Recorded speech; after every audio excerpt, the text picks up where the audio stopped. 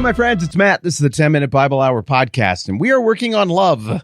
We are in the love part of the Bible, and we're doing all of this because of one word, really. In Galatians chapter 5, we're toward the end of this book, toward the end of this season that we're working on, and we get this list of unfortunate things, the acts of the flesh, stuff that is a manifestation and outgrowth of the physical, the body, the sinful nature, all the different elements of humanity in our fallen state apart from the redemption of God. And then you flip that around and you get the contrast. The first word in the next list, the contrasting list, is but. But, contrastingly, the fruit, the outgrowth, the evidence of the Spirit is love, joy, peace, patience, kindness, goodness, faithfulness, gentleness, and self-control. We're all going to have that memorized by the time this is done. Every now and then, I'm like, hey, this is a part that if you're new to the Bible or you haven't memorized a lot of Bible before, maybe just jam this one into your brain. Maybe just recite it to yourself. Set like some kind of little reminder, tie a piece of string around a finger, wear an extra piece of jewelry you don't usually wear. And every time you see it, be like, oh yeah, I was going to reel that off to myself because this is really, really, really hyper important. And then you just do that until you have it. I don't know, whatever your trick is. This one is worth internalizing. We're going to spend the most time in this list on the first word, love. And last time around, we went and looked at a bunch of stuff where Paul, in his letters, talks about love, a theology of love, a clarifying, more elaborate, in detail definition of love over in 1 Corinthians 13. But as I said the other day, we are in the process of doing one of many techniques that we try to use here for getting a sense of what the Bible really says about something. If you're not sure on something, look at the sheer volume of material about it.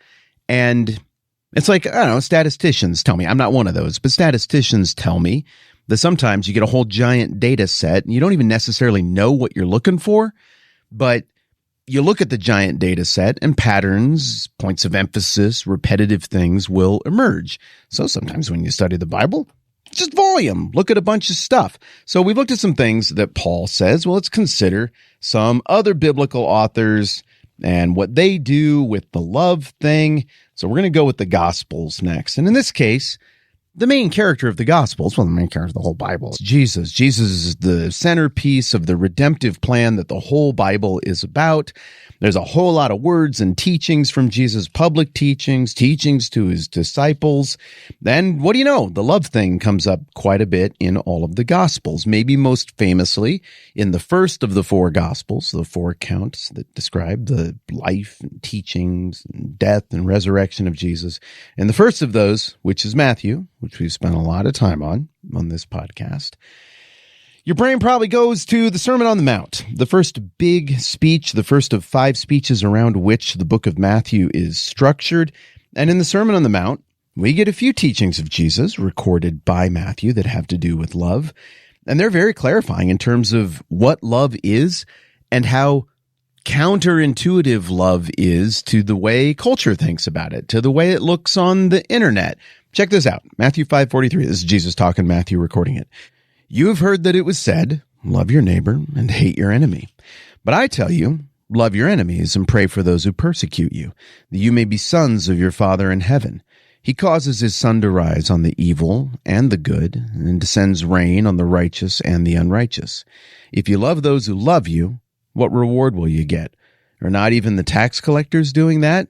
And if you greet only your brothers, what are you doing more than others? Do not even pagans do that? Be perfect, therefore, as your heavenly Father is perfect. Now, if you're like, there's a bunch of language in there that I would like to hear unpacked further, well, might I recommend the aforementioned 800-episode season on Matthew. All of the verses, by the way, are in the description. So the very first line of the description of every episode in the history of this podcast says what passage we looked at that day. The titles, they're a little goofier, a little quirkier. I mean, don't get me wrong. How many episodes we have? 800 on Matthew. Come on, help me out. What did we do? Then through the Bible, that was 66 books plus a little bit of bonus material. Call that 70. So that's 870. What did we end up with? About $1.75 on Ezra, Nehemiah, Esther each. So, well, Ezra kind of combined with both. So that's like $350. That's $1,200. We're at about GAL215 here. So we're coming up on probably 1,500 episodes of this podcast. It's a lot to sort through. I got to just make stuff up for titles to keep it interesting and make them not all sound the same. I think I've accidentally probably titled a few episodes the same thing anyway. So the way to get around that and help it to be searchable on the internet and help you to go back and find things that we've already talked about is we put the passage right at the beginning of the description. So if you're scrolling through episodes trying to find a particular thing and you look at the title, they'll also almost always be in another font, maybe not bold, a little bit smaller. They'll just be the beginning of the description, which has, credit to Jeff, who does the music and editing here, has a few details about how to get in touch. It has details about how to support the program if you want to. Always no hard feelings if you don't. Thanks to everybody who does. In those show notes, you'll get links sometimes to interesting things that we talked about that you might want to see with your own eyes. But the biggest thing is the passage is always right there. So you can go back and find where we talked about Matthew 5 and this particular passage and questions that Jesus' language there might raise. Look at how much that notion of love contrasts with human nature. You give me things, I give you things back. You be forgiving to me, maybe I'll remember that and be forgiving to you later. It's all very transactional. This doesn't make sense. This idea of don't just love your neighbor, don't just love people who can help you, but love your enemy, love people who can't give you anything? Well, what is that?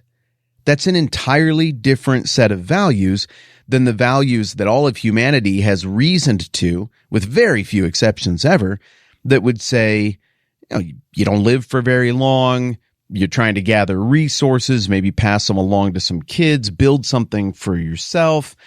Love is something that is, okay, it's real and it's true, but there's a very transactional element, if you really dig down to the heart of it, in what most people mean, most cultures mean when they say love. To encounter somebody in the wild who is just truly self-sacrificially loving, even to their enemies, not people who annoy them, but to use the language of Jesus here, their enemies, to find somebody like that, that's very weird.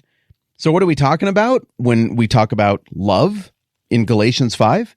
When Paul says, but the fruit of the Spirit is love, joy, peace, patience, kindness, and all that stuff. Well, apparently we're talking about something that isn't just reserved for people who can give you something or love you back. I mean, that alone, before we get into anything more, completely makes it challenges every notion of love that you hear in society, in the often dumpster fire style conversation that we have on the internet. So the love thing, it comes up in Matthew. Do we have time for another one? Let's do one more. The next one up is Mark. Which one do I want to do for Mark? Let's use Mark for maybe one of the most famous statements on love that Jesus ever makes, and that is in Mark 12. Dun, dun, dun, dun, dun. I've read this one a whole bunch.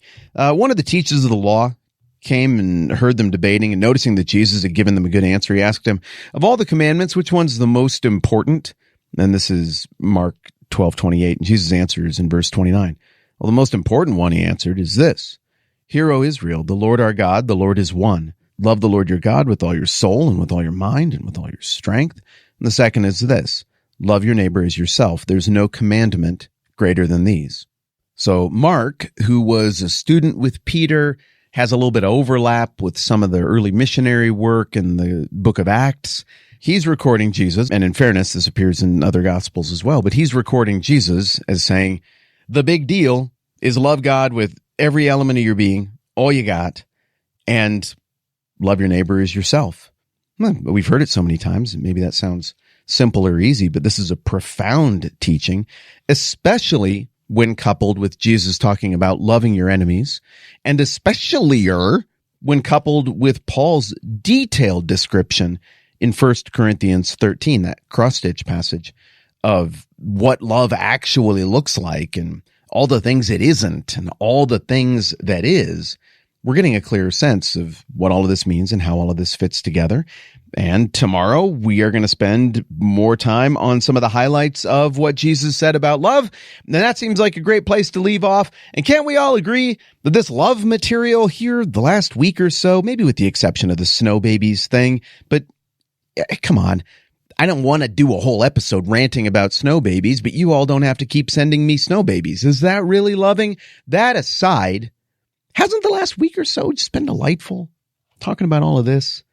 Sometimes you earn the awesome stuff when you go straight through the Bible by grinding through the challenging, super difficult stuff.